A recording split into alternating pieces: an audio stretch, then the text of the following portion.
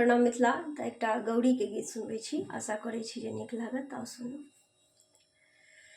गौरी पूजू जानकी से जानकी पुराल कामना।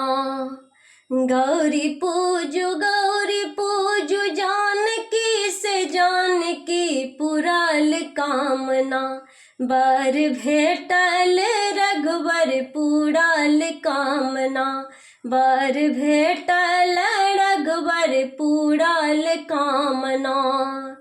तीन सिंदूर लाए गौरी हम पूजब। गौरी हम पूजब पुराल कामना। ओता पीपा भूसना अछीन लायना। ओता पीपा भूसना अछीन लायना। गौरी पूजू जानकी से जानकी पुराल कामना। बर भेटल रघुबर पुराल कामना। बर भेटल रघुबर पुराल कामना।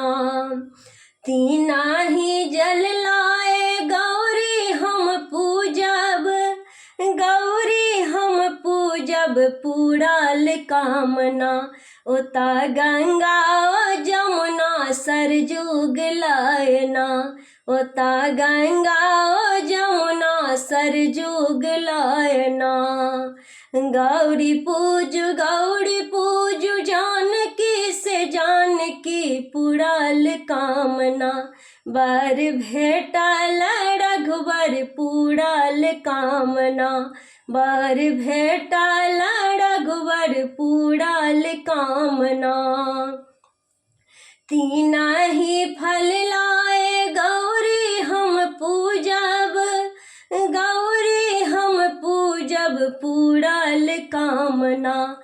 ओता केरा पेरा अनार लायना।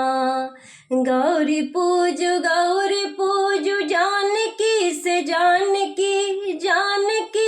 जानकी पुराल कामना। बर भेटल रघुबर पुराल कामना।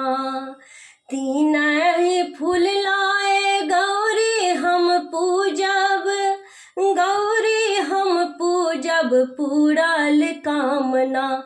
ओता बेली चमेली गुलाब लायना।